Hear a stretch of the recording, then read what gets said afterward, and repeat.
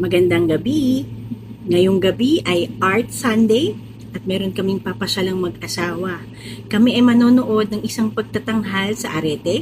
Ito ay matatagpuan sa Ateneo at excited kami kasi it's been a while na nakapanood kami ng pagtatanghal sa teatro.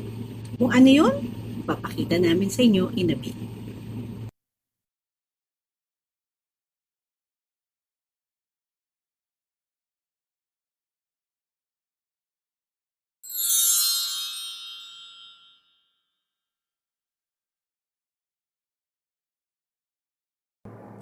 Mga kapatid, kakauwi lang namin mula sa Doreen Black Box Theater ng Arete sa Ateneo de Manila University at busog na busog ang aking puso. Napakaganda ng A Dance in a Day in a Dance. Ito ay sa direksyon ni Miko Angeles.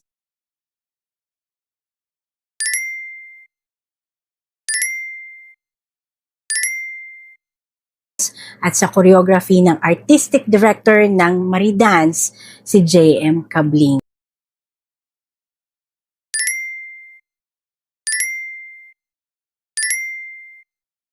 Kung umay na kayo sa kaguluhan sa ating bansa dahil sa ating mga politiko na iniisip lamang ay ang kanilang mga sarili, I invite you to visit and watch A Dance in a Day in a Dance. It's a gift that keeps on giving. Ito ang nagpapatunay na napakaganda at napakalakas na paraan ng pakikipagkomunikasyon ang ating katawan, ang sayaw. So sa Pilipinas ay kakaunti pa lamang o bihira pa lamang ang nagpapalabas ng theater show gamit ang contemporary dance. At subukan yung panoorin ito kasi sa atin mas madalas yung mga musical shows, mga theater shows na gamit ang lengguwahe, ang gamit ang ating bibig, pagkilos, pag-arte. Pero ito, ang main focus nito ay pagsayaw. Habang pinapanood ko sila, no, iba-ibang emosyon ang naramdaman ko dito. May bigat, may saya, meron ding pasasalamat dahil makikita mo na marami, hitik na hitik ang talent sa Pilipinas. At ito, no, Maridance is just a group na nagre-represent ng napakagagaling ng mga artistang Pilipino.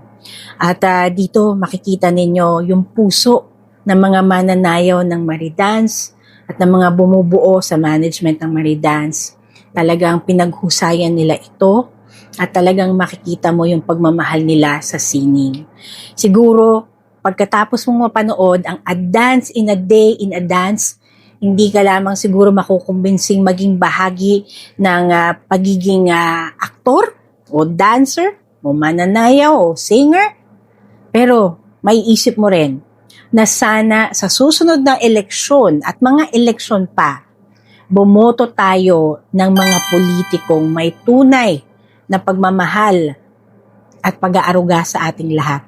Yung handang pondohan ang galing ng Pilipino, ang talentong Pilipino. Kaya iniimbitahan ko kayo, manood kayo. Hanggang May 31 ang kanilang palabas. 15 shows in total ito. Again, sa Doreen Black Box Theater po ito ng Arete ng Ateneo de Manila University. At tiyak ko na masisiyahan din kayo sa palabas na ito. Congratulations, Miko Angeles. Congratulations, J.M. Cabling. Congratulations, Maridance. A Dance in a Day in a Dance.